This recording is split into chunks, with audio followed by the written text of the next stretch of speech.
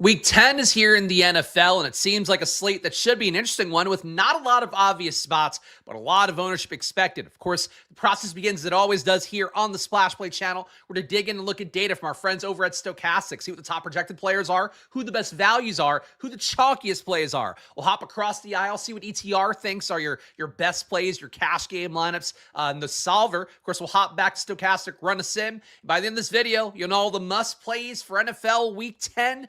Let's get into it. Of course, great news today. Jaden Daniels' elbow is not fully detached, so we've got that going for us. Apparently going to be reevaluated during the bye. That's something. Yesterday, Thursday Night Football, feel like we kind of got the reads on the slate right. Hopefully the results were there for you guys. But let's get it going for today because I got a lot of hours of content to do today and only so much energy and throat power to get through it. Appreciate the kind chats here. Appreciate all you guys watching live. Make sure to hit that like button as you come in. Of course, subscribe. You guys know the deal here, but let's get into it with Stochastic's data for Week 10. We got Christian McCaffrey, top projected guy here on the slate. Of course, last week, I worshipped at the altar of McCaffrey, vouched for him as a chalk play that I wanted to be into. Going against a Giants team that does suck versus the run, that also really gave up a monster to Saquon Barkley, a get-right game that we also called in advance of that going on. This week for the Niners, you are going against the Rams, which is a much tougher matchup overall. Negative EPAs across the board. Negative 0.08 EPA per rush allowed by the Rams, negative 0.06 EPA per pass allowed. In the red zone, it stays nice and stiff, of course, as all the fellas like. Negative 0.2 EPA in the red zone, and that's one of the tells to me in general if a team is due to regress in terms of their run defense. They still maintain a really good run defense in the red zone when things are really most in the line. The Rams do that. Rams also limit RB targets at a really high rate as well. On the year, McCaffrey's got 61 targets out of his RB position. Obviously, he's getting some out of the slot, a little bit, 3 targets on the year out wide. Most of McCaffrey's targets, though, are coming out of the backfield in his traditional RB spot. Only a 12% target rate allowed to RBs by the Rams, which is the lowest out of all the teams playing in Week 10. So, obviously, for McCaffrey, I'm not going to tell you guys to fade Christian McCaffrey with the workload that's been there. Of course, we talk about it every week. He's now up to 27.6 intended touches a game. But as it is right now for McCaffrey, I don't love the spot as much as I would in other teams, other matchups, other situations. And I can't imagine being there as much at the 9K salary, but he's your top projected guy. I assume he'll come up a lot, and we'll see what Stochastic Sims and ETR's solver thinks in a moment. Nancy Reagan did have a lot of throat power. Yeah, unfortunately for us in this house, we are just passing back germs. I am now getting another sore throat after Alex has been sick this week, and she was coughing like a fucking demon. Coughing like a demon in the sack, not the kind of demon you want. One that gives you COVID. That's what Alex was. But yeah, I had to wake up, take Luca to school today because she just wasn't moving. And I'm like, awesome. We are crushing it here today on my busy Fridays. 4 hours of streams today for me, guys. So strap in. Josh Allen, your number 2 projected guy here. 3.3x salary or 3.3x value for him. Let me sort for just main because apparently I did not do that before we clicked in here. Come on. I do like the Stochastic had the early game labeled as Berlin, though. That's fun.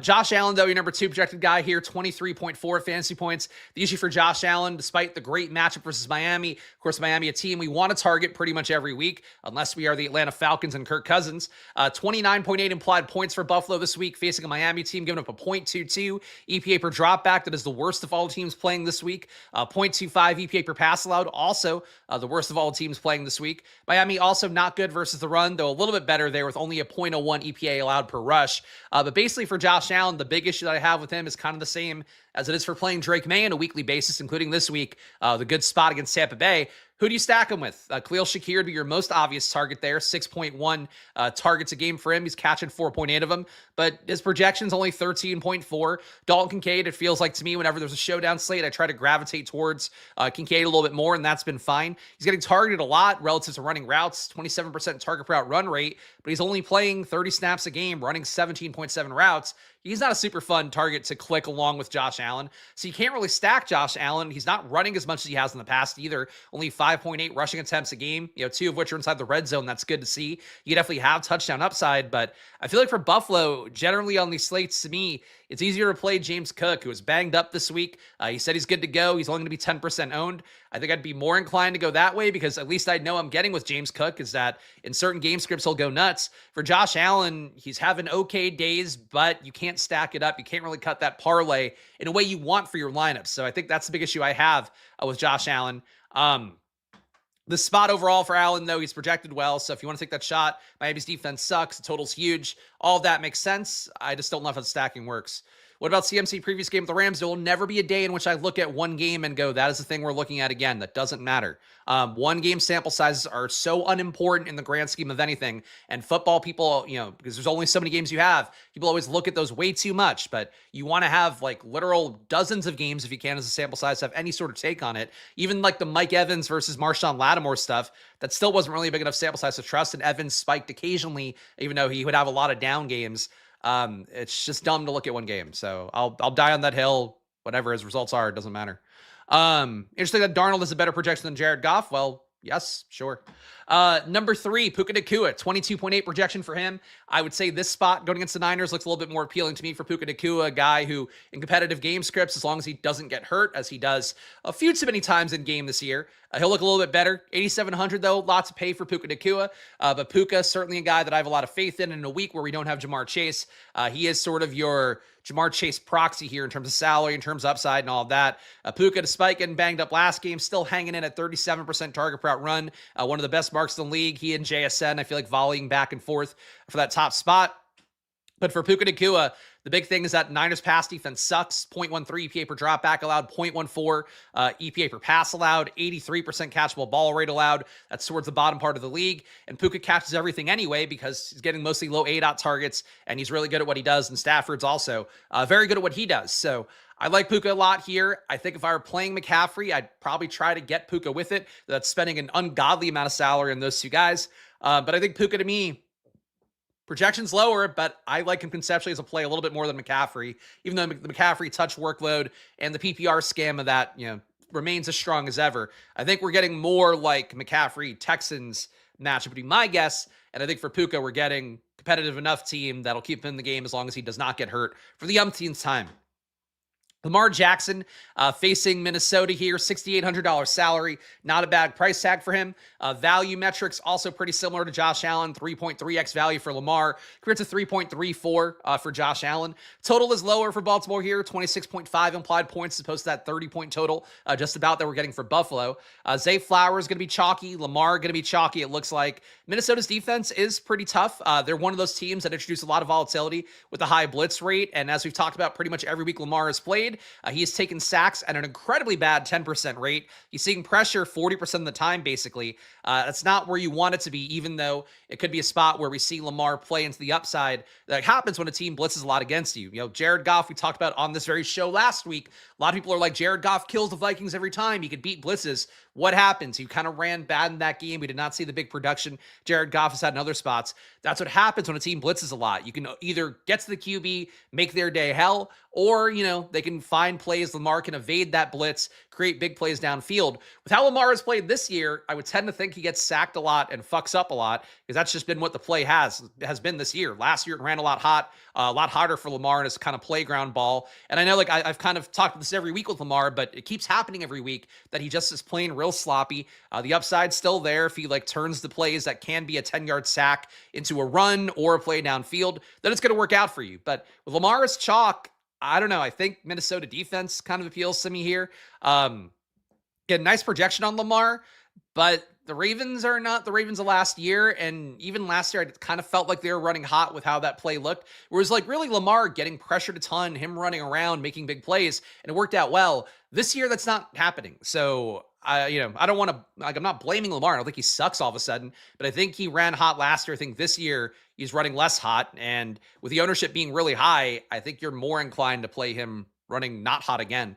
JSN getting Rashid Shaheed onto his team is probably not great for him, because JSN, a big part of what he's been doing well, has been getting those targets downfield at a high rate. JSN, I believe, is at 1.6 a game.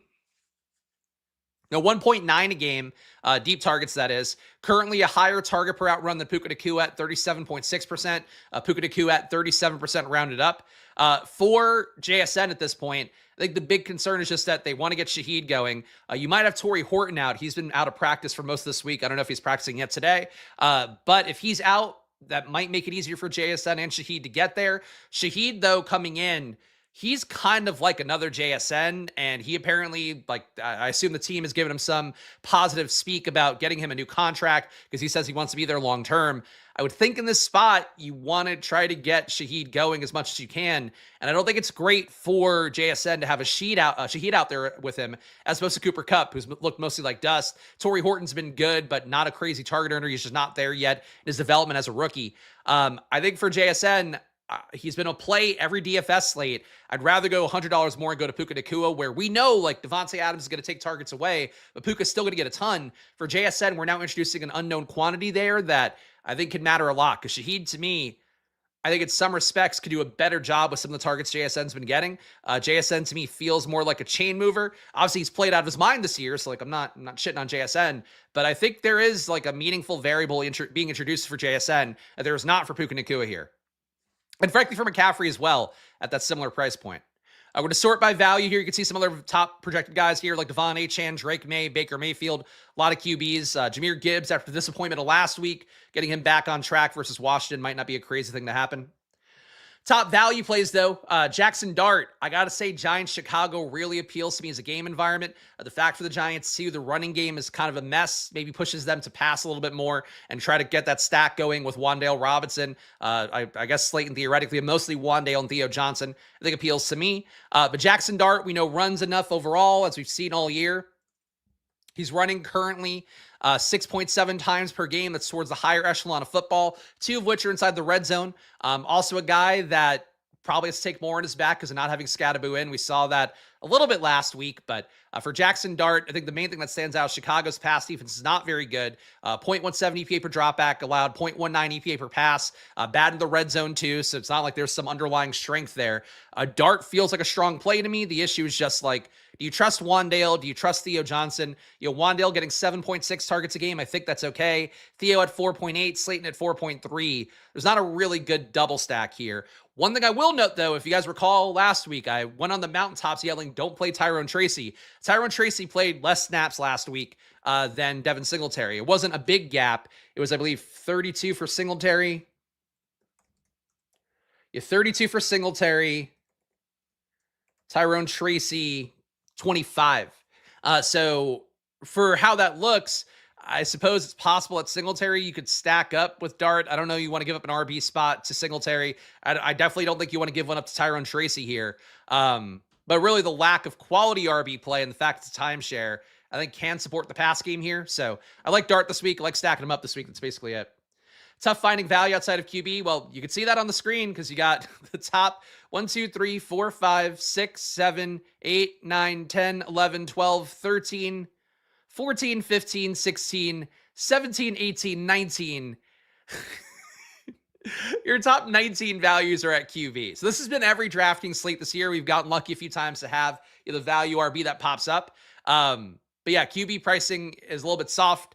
Everything else is pretty like tightly priced. So that's how you're keeping it in mind. But there's no Kyle Monangai on the slate. So that's a bit of a downer. Yeah, good week to play Superflex. All those values at QB, go anywhere. Mac Jones at number 2. Seems like Brock Purdy not going to play again, which is just baffling at this point. The toe injury just keeps lingering. He's been limited in practice all week. Mac Jones has been full. So I do think we are cruising towards another Mac Jones start here. 5K salary, not bad. I think out of all weeks here, I'm not usually crazy about going to the Mac Jones stack without CMC. I can see taking that shot versus the Rams here because I do think that McCaffrey might have a down game. And he's going to be really highly owned again. But Mac Jones, not super exciting for me. I feel like he locks on to Kendrick Bourne too much. We did see Juwan Jennings get targeted a little bit more last week, but it's not great target shares for anybody here. Overall, the Niners on the year, 5.9 targets a game for Jennings, 5.1 for Bourne, 3.8 for Kittle, 3.9 for Tongus, 8.9 for McCaffrey. Like, that's there. But it's just a mess. I don't know. I find it hard to get to Mac Jones stacks, but I do think they make game theory sense with how owned McCaffrey will be. Whether you're playing him with, Mac Jones or not. Jacoby Brissett, 3.6x value for him at the $4,600 salary. Unfortunately for him, he's playing Seattle, but Brissett's been great overall. Really, catchable ball rate's not good, but the results have been good because he throws deep so often. He's been hitting pretty well there, handles pressure pretty well, which Kyler doesn't. Those are the main things that are going well for Brissett. But this week, though, it seems like we have to find the floor for Brissett, which is odd given the fact that it's now like he's going to start for another month because Kyler's on IR. But Arizona with a 19.3 implied total, it looks pretty bad. I could still see taking the shots on Brissett here, a Brissett stack with McBride. McBride's going to be decently owned despite the tough matchup. Tight end is not one of the better spots that Seattle's defending right now, giving up a 0.5 EPA on targets to tight ends, and also, frankly, bad versus the slot, too, so that could bode decently for McBride. But with Marvin Harrison out there, too, I think you do a Brissett double and be contrarian with it. Total doesn't support it with only 19.3 implied, but I like Brissett. I like how he's played. Still wish he were a little more accurate, but I think he's in that same, Flacco mode, Jameis Winston kinda, where the pass rate's fairly high. The guy drops back, he gets the ball out. Feels like we're due to see a down game for Brissett, though, and if there were a down game, it's probably when you have under 20 implied points going against Seattle. JJ McCarthy here after his good game last week, got the upset versus Detroit. Still on the year. I don't think looking particularly impressive in the numbers. 74% catchable ball rate's pretty low. He's taken a lot of deep shots as well. 9.3 intended air yards per attempt. So maybe pushed himself a little bit more downfield than he should at this stage of his career. The matchup, though, is pretty good versus Baltimore. Baltimore's pass defense not rounding into form yet. And the total for Minnesota, 22.5 implied, kind of feels like a half measure total where it's not too bad, not too good. Baltimore's defense, Vegas was clearly buying into a resurgence there. But this week, I'd say it's kind of a middle ground stance there. Not crazy about McCarthy, but you have Jefferson, you have Addison, two guys that can have massive ceiling days and take McCarthy along for the ride. If Baltimore's competitive here, McCarthy being much less so than Lamar, it might be a good way to get leverage. And Josh Allen, despite being so expensive, he is a top 5 value as well. So that kind of shows, again, what the value metrics are on the slate. It's all QB and nothing else, really. Let's go over to ownership next. Let me refresh here to make sure this is updated. Oh, it's updated 20 minutes ago. All right. About 50 minutes ago now. I've been in here, by the way, guys, trying to figure out if I could make the audio sync up. I was looking at OBS and trying to use it as an intermediary for StreamYard. If there's anybody that is good at production, and by the way, and wants to reach out to me, please let me know, because this is fucking driving me insane that my lips are always out of sync, and I would like to get it fixed, because something StreamYard did in the back end has not worked for me now for a month, and I'm trying to solve it actively, and I can't, and it's fucking gonna kill me. So please let me know if anybody knows how to do this, specifically with StreamYard, because I don't want to switch to a new software if I could avoid it. Rico Dowdle, your chalk play of the week, hence why he is on the thumbnail. If you don't know that face, that's Rico Dowdle's face, Mr. Two Pump, as has been the fucking meme item of the week here, with him getting fined for doing 2 pumps, even though the Key and Peele bit was that you only get fined for 3 pumps. Rico Dowdle, though, is playing New Orleans. New Orleans defense is pretty tough, despite the fact that they are not a good team. They're tough versus the run overall. Negative 0.05 EPA per rush allowed, negative 0.3 EPA in the red zone, a really stiff number there. For comparison, in the pass game, much softer, with a 0.16 EPA per drop back, 0.18 EPA per pass, and an incredibly soft 0.26 EPA in the red zone when people attempt to pass against them. That's what worries me about Rico here, is it's not really a run game matchup, but the Saints are bad. I don't see a lot of things to like about Tyler Shuck so far. I did not like him pre-draft. There's been nothing I have seen thus far that's changed that stance for me. It's a lot of ownership for a guy who is going against a team that has shut down chalk running backs before. So I like Rico. Rico, we just saw crush versus the Packers. I like the Panthers D a little bit. Did play a little bit of Rico with Panthers D, though not enough, apparently, relative to the results he got with over 30 fantasy points. It feels like Rico should win in every spot, but I think that's where you kind of maybe want to jump off the train. 35% expected ownership for Rico. Again, with what he did to the Packers, I get it. It's just like, it seems like an assumption that the field's going to make it too high of a volume. But Rico's been great. I don't know that he's been this great where he should be 35% owned at a reasonable price versus a team that defends the run well. And I like Rico. I liked Rico even in best ball times. Like, I was taking him over Chuba. It took him a lot more than Chuba actually. But it is a lot. It's a lot for Rico in this matchup. Devon Achane. Buffalo's run defense is pretty bad, so you get the logic here for Achane. 33% ownership, though, for Miami at this point with how things are running for them. A little bit surprising to see. Achane, though, should benefit from the fact that Miami did sell off a few more defensive pieces, so the defense probably getting worse. That means trailing game scripts with more PPR potential, I would think, for Devon Achane here. But I would say for Devon Achane, 33% ownership feels like a lot, but the role is good, so I get it. I think this number comes down, though. I think Rico and Christian McCaffrey being super chalk, I get that. Achane, not quite sold it's going to be the case. Let me take off the thing, too. There, you can see the numbers. Christian McCaffrey, number 3, 31.5% expected ownership for him. As I've talked about, not crazy about the matchup, but obviously 28 and 10 to touch the game. It's hard to fade that. For McCaffrey, he can get there as a PPR scam, even in shitty matchups. I just tend to think this one is not Giants good of a matchup. I think we're getting more close to the Houston Texans kind of match for McCaffrey. But at 31.5% ownership, the field's going to be there. So not a surprise. Number 4, JSN, 26% ownership. You bring in Shaheed, I think it changes the equation a little bit. That said, Arizona's pass defense is not very good, despite what they showed versus Dallas. We played into that Cardinals defense side more because Dallas was so overowned, and the Cardinals defense is at least league average, maybe a little bit better than that. But going against Seattle, who's been really good, very aggressive downfield, and now they're adding another weapon that Arizona's going to have to worry about. I think playing JSN with Shaheed and Darnold's kind of appealing, but I think playing Shaheed as leverage against JSN if he's going to be 25% owned, not a crazy thing to do. Puka Nacua, I like 23% ownership. No qualms here. Think no matter what, the Niners will be competitive in this game, even if McCaffrey does have a down game relative to projections. Trey McBride expected for over 20% ownership. Zay Flowers also over 20. So this is a pretty consolidated chalk week here with Rico, Achane, McCaffrey, JSN, Puka, McBride. You won't be able to play all those guys in a lineup. Well, you'd have to play like all 3K guys around it. You probably won't be able to play all those guys in a lineup, but you're definitely getting a feel here for what will be a large part of the chalk core. Feels like Swift's going to be very under-owned relative to ceiling with Monangai and what he did last week. I wouldn't trust Swift. It's a great matchup, but yeah, like Swift could hit, Monangai could hit. I don't know, but Monangai I think outplayed anything Swift has done this year last week, so I don't think it's a week to trust either. All right, other low-owned plays here. Debo, not low-owned, but 13% as the only option left for Washington.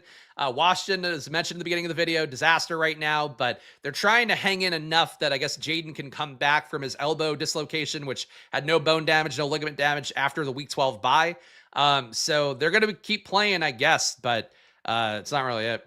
Monangai, him, Swift Dudu. I don't think Monangai is him. He just had a really soft matchup and looked good in it, which I was all over last week, so I'm happy to get that payout. I think Monangai and Swift, to me, like, I still like the explosive plays for Swift more, but Monangai, like I mentioned last week, has basically outperformed Swift in every metric. So you want to tell me Monangai is better? I could get it. I still think Monangai in the pass game, though, doesn't quite have the same juice as Swift does, but that's as much eye test as it is any data-wise point. Wandale under 12, like that giant stack against Chicago. I also like Odunze, trying to get back to him this week too, against a man defense heavy Giants team. And Odunze's dad too. Odunze had to come out and say the same thing that Harrison did. Marvin Harrison did last week with like, my dad doesn't speak for me. Like all the dads going on social media complain about their star wide receiver sons. But Odunze, a little bit of a squeaky wheel narrative with that too, because of the fact he was so quiet last week. Caleb also browbeat him on one play. Odunze, I think, very live for a bounce back game here. But anyway, that's neither here nor there. Yeah, just look at the screen here. Bunch of guys under 10%. Chris Olave at 6,200. Full target share is going to be available for him, and Carolina's pass defense is not very good. Olave can get 15 targets here, and it wouldn't be a shocker.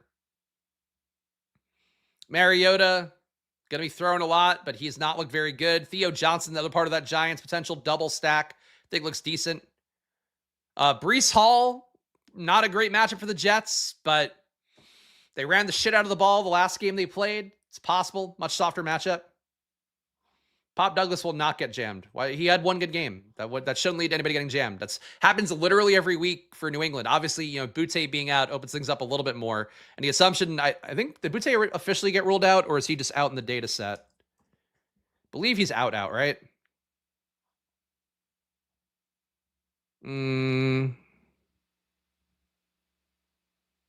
Butte DNP, so the assumption is he'll be out this week.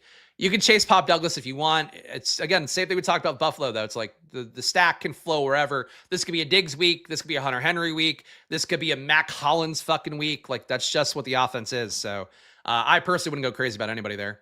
But let's go to the solver next. We'll see what the optimizer stage of things has for us here. And let's just quickly tweak these projections a little bit so that we can run the cash game lineup. Guys, if you get any value to this video, if you're watching live or after the fact, please do make sure to hit that like button. Please subscribe. Of course, goes a long way for me here. I'm just one dude showing you my gambling for the NFL, 2 p.m. every day as well for the NBA. And I do as intelligently as I can using my lifetime of experience at this point, doing DFS content, as well as betting content, as well as working behind the scenes at Football Outsiders, running things there. I've put together a lot of, really my life's work is understanding football, and it still fucking befuddles me. But that said, I still do it as best I can here for your main slates on Fridays, for your Monday and Thursday showdowns. Premium video as well coming up after this one too. So if you want to check that out here, where I go game by game, showing you guys my data sheet. The people who join the channel get access to. Make sure to do that. Of course, join down below to get access to that. Join Stochastic, 15% off promo code SPLASH, and check out the solver, the tool you're going to see on screen here right now. ETR's data baked in. All right, we got our cash game lineup according to ETR data here. Josh Allen, Devon Achane, so a natural Buffalo-Miami game stack coming up here with ETR data. Rico Dowdle makes it. Dyami Brown makes it. I mean, you're probably not going to get Brian Thomas this week, it looks like. You do get Jacoby Myers in. Dyami Brown's been banged up a lot, but sure. JSN makes this lineup. Juwan Jennings makes it again after he was a popular chalk play last week and a cash game play last week too. Hunter Henry makes it. Trey McBride makes it. Double tight end. And Browns D as well going against the Jets. Certainly can't begrudge that. Overall, across these top 25 lineups, which we're mostly looking at, if you're not familiar with the show, we're mostly looking at to get a read on what projections will drive people to. And it's an important tell because normally projections, people land on players they don't even realize more than they would expect. For ETR, it seems like that'll be Rico Dowdle and Devon Achane this week. 100% Rico Dowdle in the top 25 optimal lineups just off projection. Devon Achane in 96% of them. Hunter Henry in 92. JSN in 84. So pretty consolidated chalk optimal lineup player pool here for Rico, Achane, Hunter Henry, JSN. Quarter of these lineups have Dyami Brown and Jaguars D. That doesn't matter too much. 72% of lineups have Josh Allen and Achane. So you know right away, ETR users this week will probably be playing a lot more Buffalo, Miami than I would say they should. JSN McBride also occurring naturally a lot here, 64% of lineups. So you're kind of naturally getting two game stacks and projection sets, which would maybe make you think to not play those game stacks because they're going to happen naturally for people. Team stacks. Nothing to note here.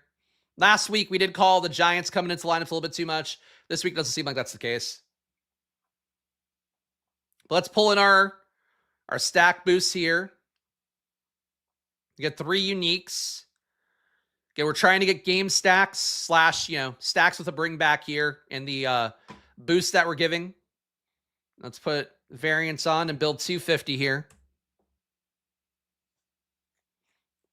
Let's see, do they have a sim? They do have a sim ready. All right, so we could sim here on ETR. We'll sim on Stochastic too.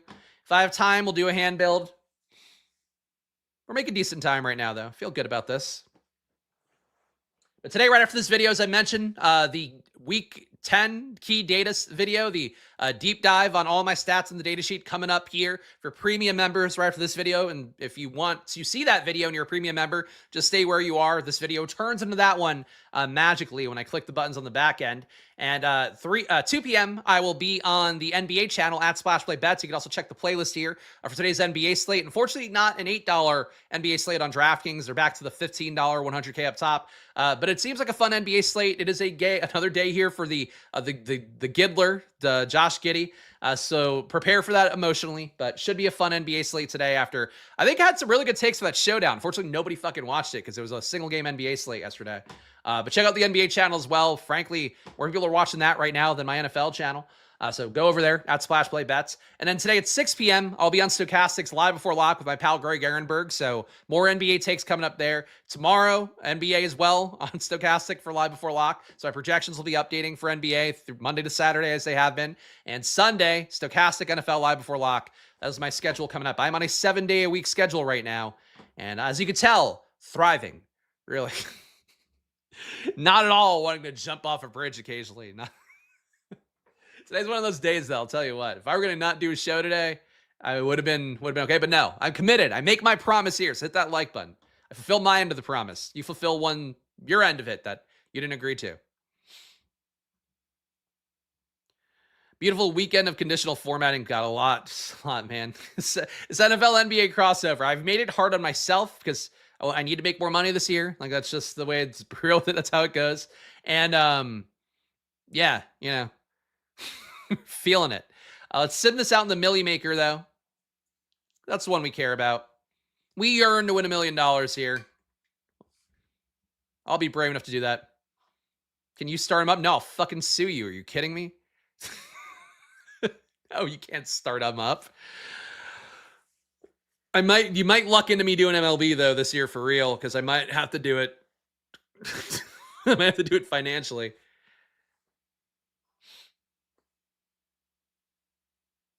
I support anybody launching their own channels. Splash Play is a trusted name though. You could franchise it out. You pay me $100,000 franchise fee, and then you can make your own Splash Play channels. All right, we're simming this out. We're almost there. Beep, beep, beep. Just going to hit my thighs. Beep, beep, beep. I've run out of things to talk about here. I've bitched. I've talked about my schedule. I just need this sim to give me results. Here we go. We got it. Top ROI lineups according to ETR right now. Again, emphasizing stacking and game stacking here, but also still just using their data. Mac Jones, a 504% ROI for a Mac Jones triple stack. Mac Jones, David Montgomery, Christian McCaffrey, Emeka Egbuka, Amon-Ra St. Brown, Juwan Jennings, Hunter Henry, George Kittle, Browns D. So basically just playing Commander's ass kicking here. Still hard for me to want to play Montgomery when we have Gibbs around. But, sure, he can definitely score 2 touchdowns, I guess. I don't love a Niners triple without a bring back either. But yeah, sure. Shout out Robert from the turd. He knows that I'm hitting the wall. He gives me money, but I appreciate that. Splash Play is a trusted name in Squirt. I appreciate it. Actually, Splash Play, so we can get the double S's in there. But I appreciate that. Thank you for the support, as always. You are a good friend online and IRL, but not really IRL. But like you're a real friend. That's what I'm saying. Baker Mayfield here. That's when you give me money. I start calling people real friends. Like when you get drunk. You give a streamer money or get somebody drunk. They're going to tell you they love you. Baker Mayfield double here. Baker Mayfield, Emeka Egbuka, K-Dot's a stack. We also do not have, we have a bring back of Travion here. Travion Henderson last week. I'll tell you what, I played a lot of Travion Henderson. Him and Manungai were a big part of my portfolio. Didn't kill me, didn't keep me from having a profitable week, but that fucker loses snaps to anybody who's on the roster. He lost snaps to Terrell Jennings last week, lost the goal line carry to Terrell Jennings. He is still in the same situation where he has to break big plays whenever he's out there because he's not going to get the easy stuff. They're not going to give him touchdowns. They're not even going to give him PPR scam shit because that's not Drake May's game, really. So Henderson's tough for me to play, but in a game stack with the Bucks, I think that looks a little bit better. Kyron Williams makes this lineup as well. Chris Olave with really unending targets that should come his way. He's making this lineup too at 8% ownership. Amon-Ra St. Brown makes it again. Hunter Henry makes it again. Jaguars D makes it along that Bucks double stack with a Travion Henderson bring back. Number 3 lineup here. We're going to get some New England Bucks stuff with ETR data, it looks like. Drake May stacked up with Henderson, Diggs, Hunter Henry. Of course, we know Drake May triples easy to hit on every time. Rico Dowdle, part of this lineup as well. Emeka Egbuka, part of the bringbacks. JSN makes this lineup. K-Dot, another bringback. And Browns D makes it. So big time New England Tampa Bay game stack. Just don't think you can ever feel good hitting on a New England stack. And I'll die on that hill. Number 4 ROI lineup. Mac Jones stacked again. David Montgomery again. McCaffrey again. Olave again. Diami Brown makes it. Juwan Jennings again. George Kittle again. Puka Nacua, finally. We got some correlation here. And Bears D against Jackson Dart. I could buy into that. And number 5, so we got a lot of Niners stuff, a lot of Tampa Bay, New England stuff. Baker Mayfield double yet again. Baker stacked up with Emeka Egbuka and Cade Otton. We've also got Achane and Travion Henderson in this lineup. Henderson, of course, a bring back for the Tampa Bay stuff. JSN makes this one. Marvin Harrison makes this one. Mark Andrews makes this one going against the Vikings. And Jaguars D going against Davis Mills and the boys because you do not get CJ Stroud this week. Gotta say, I don't love those lineups. Would love to see... I mean, look, I hit on it last week, and it's never great to chase the guy the week after. Love to see a Caleb Rome stack is what I would like to see as my unique thing. Caleb Rome, give me Jackson Dart with some Giants stuff and a Bears bring back. Probably not the RBs, though. Overall, your highest ROI players, according to ETR data, Garrett Wilson barely being played, 0% exposure technically. When he does hit, though, he wins you a lot of money. I'll play some Justin Fields. I'll play some Garrett. You're not going to tempt me with a bad time here, but I will play some Field stuff, I think, this week at very low volume, but a little bit just in case. Because God knows if a fucking Jet stack hits the 1 week I don't play it, I will I will hang out and have a bad time. But you guys know. Matt Collins, no real exposure here, but a 178% ROI. People are going to chase New England stacks, so of course the player that's barely involved will be the one that hits. Rashid Shaheed, love the leverage you get with JSN, as I've mentioned. He's barely being played. He does have a 142% ROI. Juwan Johnson, barely being played, 134% ROI.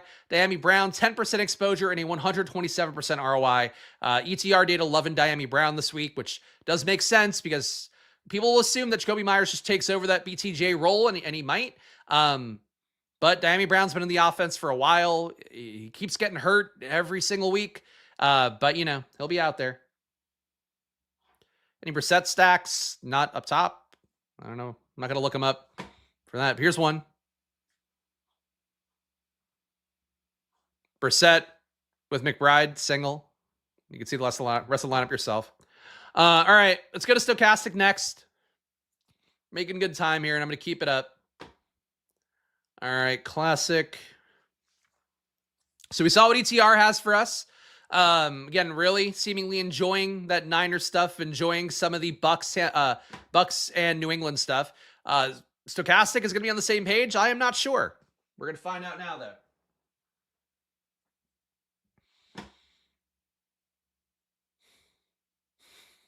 No Parker Washington. I don't know. He's not coming up. He's not a priority play for me. I feel like you're on a different page than me this week, Yui. But yeah, I think Liam Cohen this week said that he should maintain most of his slot role. They're going to try to get Myers going out wide because they need him out wide right now. And apparently it's easier for them to learn the routes out wide than it is in the slot. But like Parker Washington might be okay this week, but long term, I would say every week the slot role probably erodes for him, especially when BTJ can get back out there. Assuming that he gets back out there with how this year's gone. They literally made a comment that Myers would run being the thing I just said. I don't know why you were saying literally.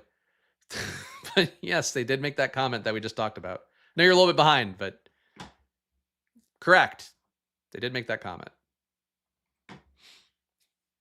Of course, you want to access the stuff I'm about to show you here on screen, the Sims tools. You can run it yourself. You can boost your Parker Washingtons, boost your Jakobi Myerses. Check out Stochastic, 15% off. Link down below. We'll get you over there. Half the money you pay to them comes back to me. So a big way I'm able to support what I do here on these channels for NFL and NBA is because you guys clicking that link and signing up. So please do that if you can, and if you want to get data and all that. It was just a very animated comment, Dio. And it was animated, and it happened to come after I said it, but I understand how the stream delay works. It's like you were saying it like as you were running counter to me, and it's like, oh, this is the exact point that I just made. But yes, Myers expected to be out wide, but that doesn't mean every snap will be out wide. And Parker Washington is playing well, but just would feel chasey to go there again, in my opinion. Also, frankly, just not a good matchup, really, for either team. But especially for Jacksonville going against Houston. Houston shut down a lot better offenses than Jacksonville's. Doesn't mean you can't go there if you really want to. But I don't know what about Jacksonville this year in their pass game would make you think, let me go there when their top two receivers and their tight end. Like, I don't know what would make you want to go there this week, but go nuts.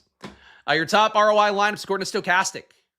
I'll pull the graphic back down. We got Sam Darnold, Christian McCaffrey. Quinshon Judkins makes this one.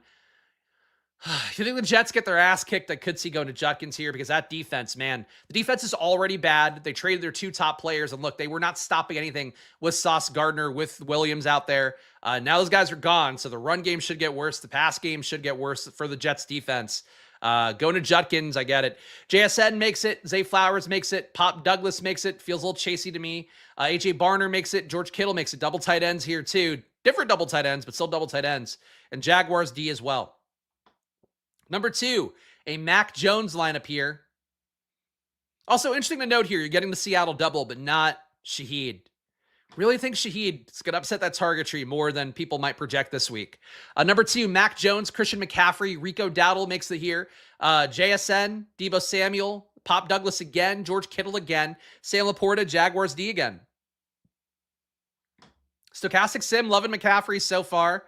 Loving JSN, loving Kittle, loving Jags D. Number 3, a Niners double and a bring back. Mac Jones, McCaffrey, Montgomery, Puka Nacua, Khalil Shakir, Pop Douglas yet again. Trey McBride, George Kittle yet again. Jags D yet again. Number 4, Mac Jones yet again. Fucking samey. Rashad White with no Bucky Irving. Kill me. Devon Achane, Zay Flowers, Wan'Dale Robinson, Pop Douglas, Kittle, McCaffrey, Saints. Boy, you are getting a real overlapping core with stochastic data right now. Looking for plays 47 or less. Got it. Number 5, I would honestly save that exercise for yourself until Sunday because you don't know who might get ruled out. Something might open up more. But yeah. Number 5, Lamar Jackson, Devon Achane, Rico Dowdle, Puka Nacua, Zay Flowers, Wan'Dale Robinson, Cade Otton, Mark Andrews, Cardinals D. So look, right away, we're getting a lot of double tight end. Getting a lot more Pop Douglas. I'm not Mr. Pop Douglas here. I'll say that. I mean, Pop on the year is averaging 3.3 targets a game. I think there's a real assumption that he's taken over the Boutte role. And frankly, Tampa Bay is like perceived as a pass funnel. They're actually rounding into a not bad pass defense here. Look, you guys know I am a Drake May slanderer. I've not bought in on the hype, even though I have sort of coalesced or acquiesced to the thought that he is a better fantasy player than I would have thought. And you know what? I'll even give him, he's better than Jaden Daniels this year because at least he's available every week and putting up scores. That said, we're seeing the Drake May regression a little bit each week. And Tampa Bay, who's not as bad of a pass defense as it seems, and people are going to think is like this dog shit pass defense that Drake May can go nuts on. I'm pretty cool playing less Tampa Bay or less New England this week personally, but Stochastic wants you to get Pop Douglas. So feel free to default to Stochastic. I don't buy in. I don't buy in the same way. Top ROI player for Stochastic. Not a surprise here. Pop Douglas here at 4K. So look, you want your under $4,700 guy. It's Pop Douglas. He is cheap for the game he had last week, especially. But boy, people are going to chase that one. Frankly, you want to play New England, play fucking Diggs and Hunter Henry this week instead. And then again, watch Mac Hollins hit. I don't think he chased Pop. He's going to come up way too easily now for everybody. Olamide Zaccheaus, because like people who chase the box scores will want to play Pop. People are looking for a salary savings guy. Are going to see Pop Douglas come up. Stochastic is going to feed people Pop Douglas. It's a lot of things coming together that could make Pop Douglas like way chalkier than you'd ever want to see. Olamide Zaccheaus played well last week. Luther Burden, I believe, is out of concussion protocol or working his way through it. It's not great for Zaccheaus. That said, he's 3,600, has a decent role. He's got a 9% ROI in stochastic data. Wan'Dale Robinson, a 4.5% positive ROI. Zay Flowers, 1.2. Kittle, 1.2. Some of the guys we saw up top a lot, in particular Kittle. Jackson Dart, flat 0 ROI here, but he is technically a positive number. With Jags D, Cardinals D not too far behind. Highest stack ROIs. Nobody has a positive ROI on single stacks besides Jackson Dart, which makes sense. He can run enough, and it really just takes him hitting with Wan'Dale Robinson or Theo Johnson to pay off. Brissett, number 2 ROI guy, but it is negative. Josh Allen, number 3. In double stacks, your highest ROI player is Dart again, Mac Jones at number 2, and Baker Mayfield also has a positive ROI. Everybody else is negative. Triple stacks, Mac Jones 16% ROI, Drake May a 6%, Baker Mayfield 3, Jackson Dart 1.4. Everybody else negative, but Caleb Williams not too far behind. Overall, highest exposed players in Stochastic's top 150. We've got Rico Dowdle, 57% exposure overall. Fields at 33. Big stand in favor of Rico. Game script-wise, it makes sense. Matchup-wise, the Saints D is a little bit tougher than people realize. So I would just say that out loud one more time. Stochastic, massive stand in favor of Pop Douglas. 55% exposure, Fields at 8. So if you are looking for a paydown option, it should be Pop Douglas. If he comes up this much, and if this ownership tails a little bit, I don't see how if Stochastic is pushing this hard, you wouldn't get to 15% Pop Douglas for the field. But it really comes down to, for me, people think Tampa Bay's secondary sucks. I don't think it's as bad as people think it is. People will see that Pop Douglas went nuts last week. They'll also piece together. Butte was out. Pop Douglas played well. They're going to go there. This is so much Pop Douglas, and I'll say it a million times. Stochastic wins people all the money. Feel free to default to them. I sometimes see things, though, and I think they're weird. I think this Pop Douglas thing is weird, and it's going to make him get way overowned. Christian McCaffrey, 52% exposure, Fields at 32. You get it with the volume. Price tag is up a lot, though. There's going to be a lot of teams that are built with McCaffrey, Rico, and Pop Douglas and Stochastic data. George Kittle, 45% exposure, Fields at 18. Massive stand on Kittle as well. He has not been a popular target for Mac Jones, but he's good and he's out there. Devon Achane, 42% exposure, Fields at 34. Zay Flowers, big stand on him. Trey McBride, big stand on him. All the Stochastic chalk, very clearly defined. Highest leverage plays, Pop Douglas, 46% more in the field. George Kittle, 27% more in the field. Rico Dowdle, 24% more in the field. Jags D, 21% more. And Zay Flowers, 20% more, which is tied with McCaffrey. Big stands on all these guys this week, at least with no uniques but on the lineups. Negative leverage plays, Amon-Ra St. Brown, negative 16% leverage. Emeka Egbuka, negative 9%. You are barely playing Amon-Ra. You're at least still playing Egbuka, about 11% ownership. Justin Jefferson, you're fading pretty meaningfully. Only 3% exposure, negative 9% leverage. Same thing for Kyren Williams, rounded up negative 9% leverage. James Cook as well, negative 9% leverage there. All right, let's build a lineup. Why not?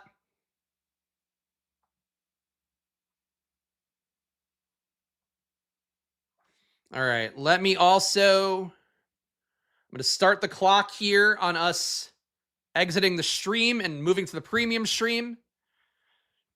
So give me 1 second for that before we do the single lineup build. All right, you're going to have a 5-minute timer come up here. When these 5-minute ends, the stream will turn premium. We'll be going game by game. So if you want to see that video, go do it now. And it's any tier here on the channel. That clock is now ticking. All right, so let's build this lineup. Should I just give Stochastic what it wants? I feel like that'll be faster. It wants McCaffrey. We know that. It wants Rico.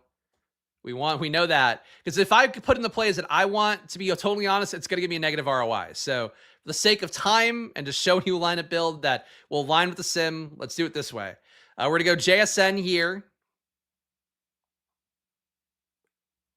Can McBride make it in? I think he can. Can we get Shaheed? Shaheed 5,200, a little pricey, but we'll take it. I'm going to go Darnold as well. 3K left per spot. I'm going to play stupid fucking Pop Douglas because I know the sim's going to go, oh, great play. Oh, what a great thought process. Oh, it's so nice that you also like Pop Douglas. That's what the fucking sim is selling me. Who got to get leverage on here with a cheap defense? Dolphins D. Bounce back game after losing everybody? Maybe. I do like the Vikings D versus Baltimore, though. I think the volatility of them creating a lot of pressure will be a good thing to take some shots on that defense this week. I know everybody loves Lamar. Going to be a lot of ownership for some of those guys. And then the flex, let me just only show affordable players. We're going to have to probably play a shitty tight end. Oh, Jatavian Sanders is a shitty tight end.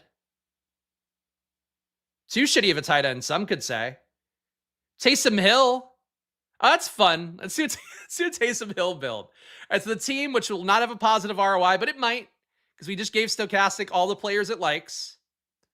We got Sam Darnold, Christian McCaffrey, Rico Dowdle, double stack with JSN and Shaheed, Pop Douglas, Trey McBride, Taysom Hill, it doesn't seem to like. Vikings D, it may not also like. We got 3 minutes left. I'll try one more spin. All right. We'll take out Shaheed. Sim was not crazy about Shaheed. Maybe they'll like Diami Brown too. Diami Brown, 3,700. This leaves us 4,300 for the flex. Only show affordable players. Don Kincaid, double tight end with McBride. That works. So we swapped Shaheed and something for Kincaid and Diami Brown. And Taysom Hill, that was what it was. So 10.4% ROI. That works. We got a positive ROI. But really, it's one of those weeks where I think if you don't put in exactly what the stochastic sim wants, which is these guys, Kittle as well, I think instead of McBride would have probably made it like it a little bit more. The sim's going to shit on you, I think is my guess.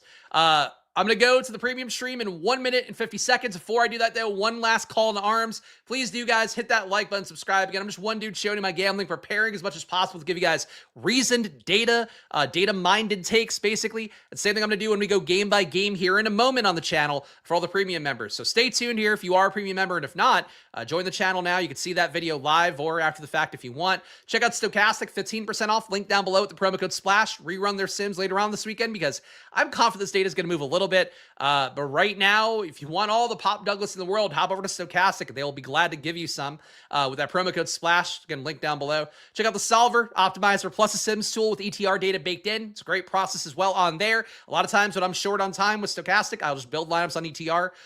Just be real about it. So I like both tools. They offer different things. You want lineups created for you, go Stochastic. You want stuff that you can kind of get your hands dirty a little bit more, play with the stuff on the Solver, and join the Discord here. Get $5 to join. You get my data sheet. You get the premium video that's coming up next. You also get a great place to chat ball with a bunch of guys on there. So join the Splash Play Discord. It's a great place to be. Follow me at Chris Spags. Follow the channel at Splash Play Pod, whether it is on YouTube or Twitter. 2 p.m. I'll be on the NBA channel for my NBA video, so stay tuned for that. We'll also be on Stochastics live before lock for NBA today at 6 p.m., so check that out. Tomorrow, NBA as well. Sunday, live before lock for NFL. My God, it never ends, guys, but I appreciate all you guys being here. I think we're pretty close in timing now, so stay tuned for the premium video. If I don't see you there or I don't catch you anywhere else this weekend, good luck. Enjoy this post-Halloween world, and I will see you guys again soon. So enjoy your days, and bye-bye.